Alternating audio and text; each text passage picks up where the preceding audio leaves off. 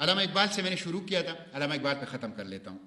اقبال نے رومی پیر ان کا استاد ہے، پیر ہے، اور جاوید نامہ میں تو وہ ان کے ساتھ آسمانوں کے سفر پہ گئے ہیں، ایک امیجنری ہے جاوید نامہ، اور بڑی دلچسپ قسم کے مشاہدات ہیں، اور خصوصاً فارسی کلام تو ان کا پورا کا پورا مولانا روم سے ہی اخذ شدہ ہے۔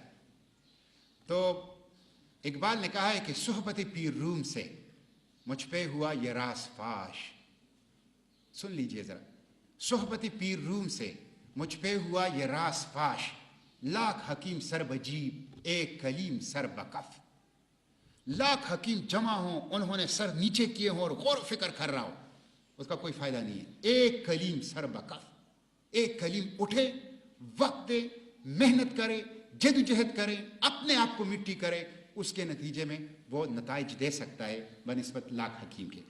اقبال جہاں جاتے تھے تو ان کے اوپر وہ کہتے ہیں، ایک دفعہ کسی نے ان سے پوچھا جرمنی میں کہ آپ اتنے بڑے اسکالر ہیں، آپ بھی وہی پر یقین رکھتے ہیں، آپ کے خیال میں بھی پیغمبر ہوتا ہے اور اس کے اوپر وہی آتی ہے؟ اس نے کہا سادہ گل آدمی، پیغمبر تو بہت بڑی چیز ہے، میرے اوپر وہی آتی ہے۔ وہ حیران رہ گیا۔ اس نے کہا میرے اوپر کیفیت آتی ہے، اس کیفیت میں خاص قسم کے اشعار میرے اوپر القا ہو جاتے ہیں، خاص قسم کے خیالات والے، اور جب وہ کیفیت ختم ہو جاتی ہے پھر میں لاکھ کوشش کرتا ہوں، کوئی شعر نہیں بنا سکتا۔ یہ تو ایمبیسڈر صاحب بھی کہہ سکتے ہیں، اس کی اپنی کیفیت ہوتی ہے۔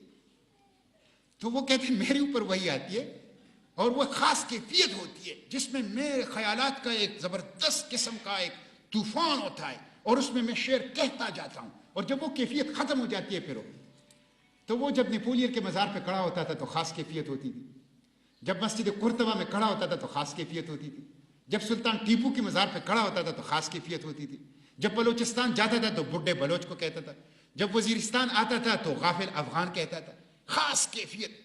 تو نیپولین کے مزار پہ وہ کھڑے ہو گئے ہیں، اور خاص کیفیت میں انہوں نے چند اشعار کہیں، اسی پہ میں اپنی گفتگو ختم کروں۔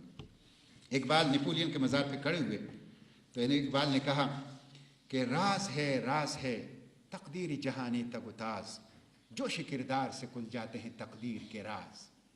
تقدیر ایک راز ہے، لیکن اس راز کے گرہ کون کھولتا ہے؟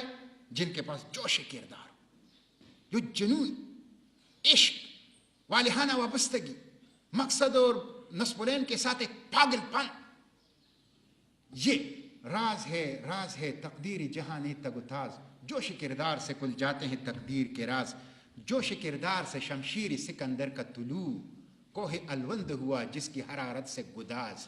اب تو اردو سمجھنے کے لیے بھی لغت استعمال کرنی پڑے گی موجودہ نسل میں۔ کوہ الوند ترکی کا سب سے بڑا پہاڑ ہے، اور گداز کہتے ہیں نرم، روئی کی طرح نرم ہو گیا۔ جوش کردار سے شمشیر سکندر کا طلوع، کوہ الوند ہوا جس کی حرارت سے گداز۔ ترکی کا سب سے بڑا پہاڑ اس جوش کردار کی وجہ سے نرم، روئی کی طرح نرم بن گیا۔ جوش کردار سے تیمور کا سیل ہمگیر، سیل کے سامنے کیا شے ہے نشیب و فراز۔ تیمور کا جو سیل ہمگیر تھا وہ جوش کردار کا ایک نمونہ تھا، جوش کردار کی وجہ سے تھا۔ صف جنگاہ میں مردان خدا کی تکبیر، جوش کردار سے بنتی ہے خدا کی آواز۔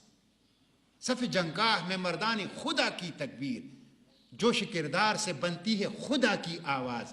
اور پھر کہتے ہیں ہے مگر فرصت کردار نفس یاد و نفس، عوض یک دو نفس قبر کی شبہائے دراز۔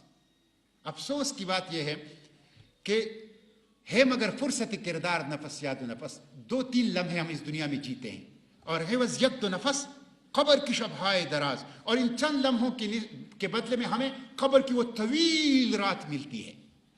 تو جب یہ کہا تو اس کے آخر میں اقبال کا یہ کمال ہے کہ وہ اردو کے اپنی نظموں کے پیچھے فارسی کا ایک موتی جوڑ دیتے ہیں۔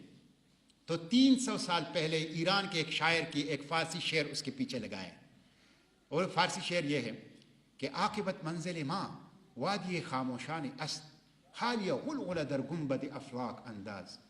جب ہماری منزل یہ ہے کہ ہم وادی خاموشان میں ہی ہم نے جانا ہے، قبرستان میں ہی جانا ہے، اور پھر وہاں طویل رات ہے اور طویل آرام ہے، جب ہماری منزل یہ ہے تو حالیہ غلغلہ در گنبد افلاک انداز، تو پھر اس آسمان کے نیلے گنبد کے پیچھے ان چند لمحوں میں ایک شور و غوغا کیوں نہ برپا کرے، ایک حرکت ایک جوش کردار، ایک جوش، ایک ولولہ، ایک امنگ، ایک جدوجہد یہ کیوں برپا نہ کریں؟ اس لیے میرے بھائیوں اور میری بہنوں، میری آپ سے یہ درخواست ہے کہ اسلامی تحریک کے لیے آپ وقت اور وسائل، اور ظاہر ہے آپ معاشرے کے کریم طبقہ ہے تو سوچ و بچار کے ذریعے سے اپنا قیمتی ان پٹ، اس کے ذریعے سے ہم اپنے سفر کو آگے بڑھا سکتے ہیں۔